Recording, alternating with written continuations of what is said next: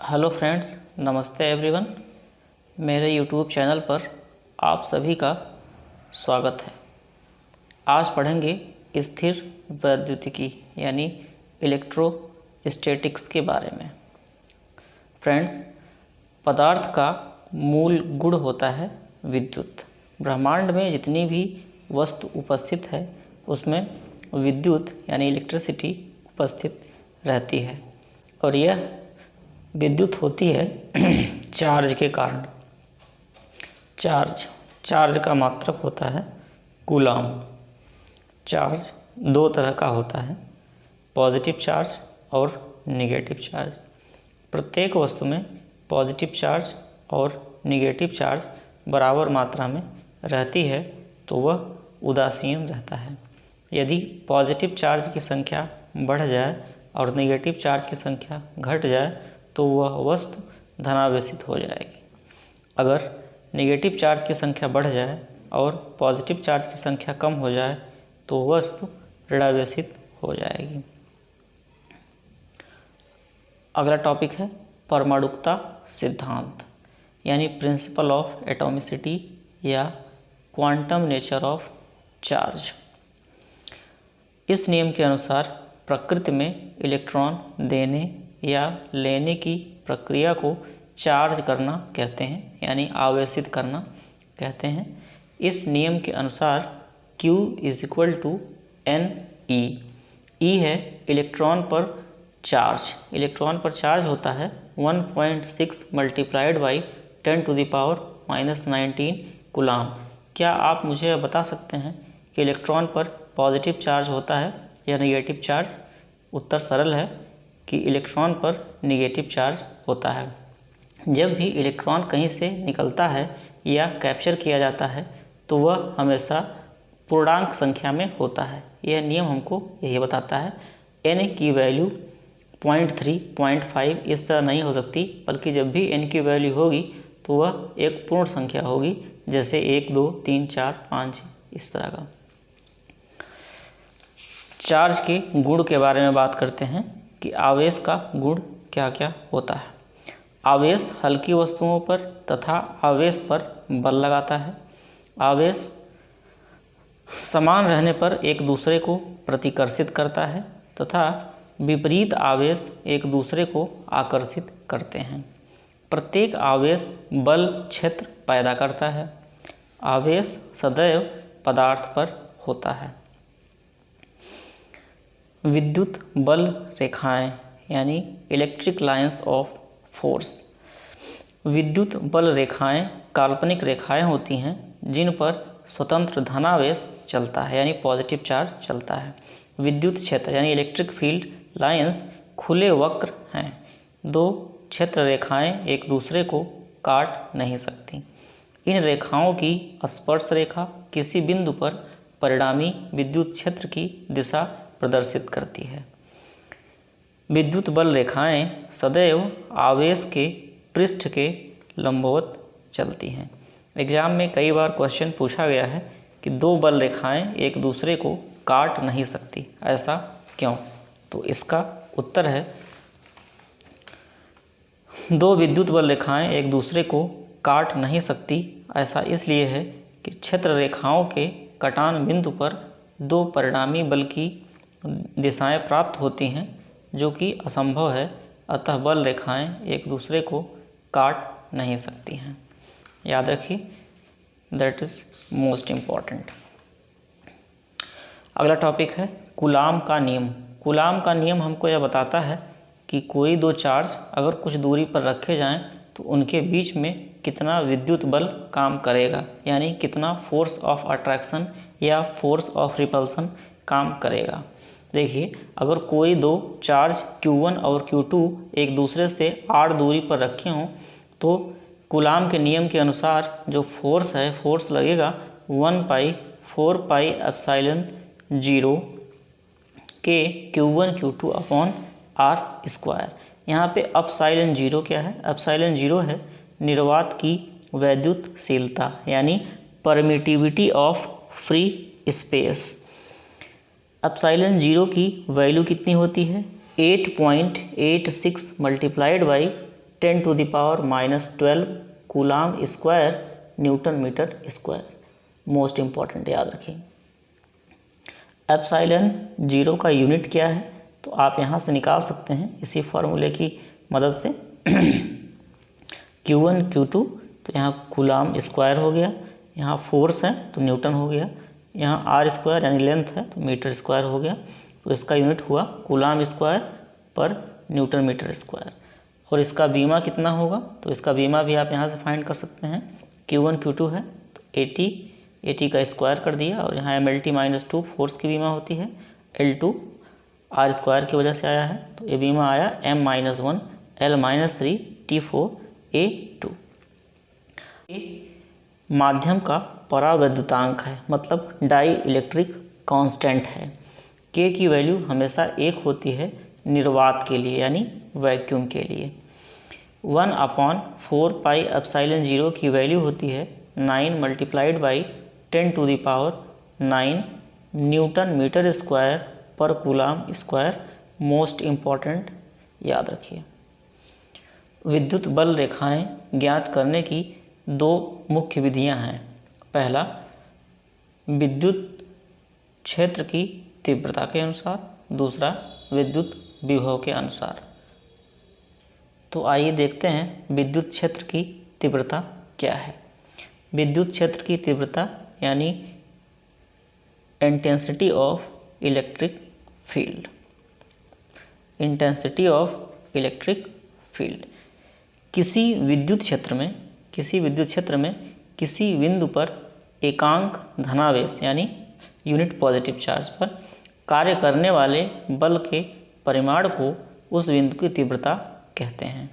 यहाँ से आप समझ सकते हैं E = F/Q0। F की वैल्यू अगर कूलाम के नियम के अनुसार रख दिया जाए तो यह आएगा 1/4 पाई एप्सिलॉन जीरो Q/r²। और विद्युत क्षेत्र की तीव्रता का मात्रक क्या होगा, तो आप यहाँ से देख सकते हैं फोर्स है तो न्यूटन और आवेश है तो यहाँ कूलाम, तो इसका यूनिट हुआ न्यूटन पर कूलाम। विद्युत बल रेखा निकालने की दूसरी विधि है विद्युत विभव। तो आइए देखते हैं विद्युत विभव क्या होता है। विद्युत विभव यानी इलेक्ट्रिक पोटेंशियल। अनंत से किसी विद्युतीय क्षेत्र में किसी बिंदु तक एकांक धनावेश को लाने में होने वाले कार्य को उस बिंदु का विभव कहते हैं। यहाँ से देख सकते हैं V = W/Q0। Q0 को परीक्षण आवेश या टेस्ट चार्ज कहा जाता है। V = W/Q0 1/4 pi epsilon zero Q/r। हाँ, विद्युत विभव का मात्रक यानी इलेक्ट्रिक पोटेंशियल का जो यूनिट होता है वो होता है W है तो जूल, Q है तो कूलाम, जूल पर कूलाम, और जूल पर कूलाम को ही वोल्ट कहा जाता है। आवेश घनत्व यानी चार्ज डेंसिटी। चार्ज डेंसिटी 3 तरह का होता है। पहला, रेखीय आवेश घनत्व यानी लीनियर चार्ज डेंसिटी, इसका मात्रक कूलाम पर मीटर होता है। पृष्ठ आवेश घनत्व सरफेस चार्ज डेंसिटी, इसका मात्रक कूलाम पर मीटर स्क्वायर होता है। आयतन आवेश घनत्व यानी वॉल्यूम चार्ज डेंसिटी, इसका मात्रक कूलाम पर मीटर क्यूब होता है। एक क्वेश्चन एग्जाम में बार बार पूछा जाता है कि इलेक्ट्रॉनिक मशीनों को सुचालक के अंदर रखा जाता है, ऐसा क्यों? तो उत्तर है इलेक्ट्रॉनिक मशीनों को सुचालक आदि के अंदर रखा जाता है जिससे आकाशीय बिजली से मशीनों को क्षति न पहुँचे। चूँकि सुचालक का यह गुण होता है कि उसे आवेश देने पर आवेश उसके पृष्ठ पर फैल जाता है। आइए देखते हैं अब द्विध्रुव यानी डाइपोल क्या होता है।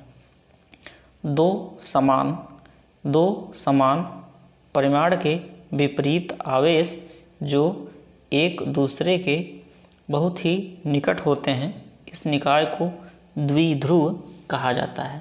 जैसे आप यहाँ पर देख सकते हैं एक डाइपोल है, यहाँ -Q है, वहाँ +Q है, मतलब यहाँ माइनस चार्ज है और वहाँ पे प्लस चार्ज है, और इसका डायरेक्शन हमेशा माइनस से प्लस की ओर होता है, मीन्स निगेटिव से पॉजिटिव की ओर होता है।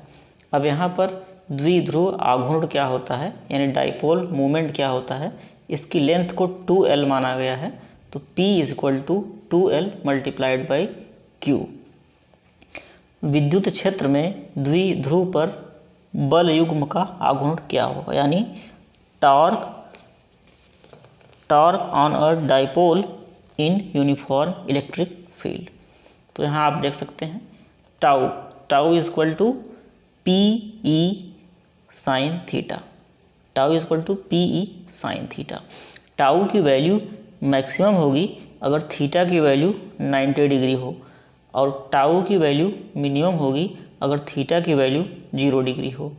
अब आप क्या मुझे बता सकते हैं कि टाउ का यूनिट क्या होता है, यानी टार्क का यूनिट क्या होता है। किसी विद्युत क्षेत्र में आवेशित कण को रखने पर क्या होगा, देखते हैं। यदि विद्युत क्षेत्र कांस्टेंट है तो उस कण पर कोई प्रभाव नहीं पड़ेगा और वो कण उसी वेग से उसी दिशा में चलता रहेगा। लेकिन यदि आवेशित कण को किसी विद्युतीय क्षेत्र के लंबवत गति कराया जाए तो वह परवलयाकार यानी पैराबोलिक पाथ पर गति करेगा।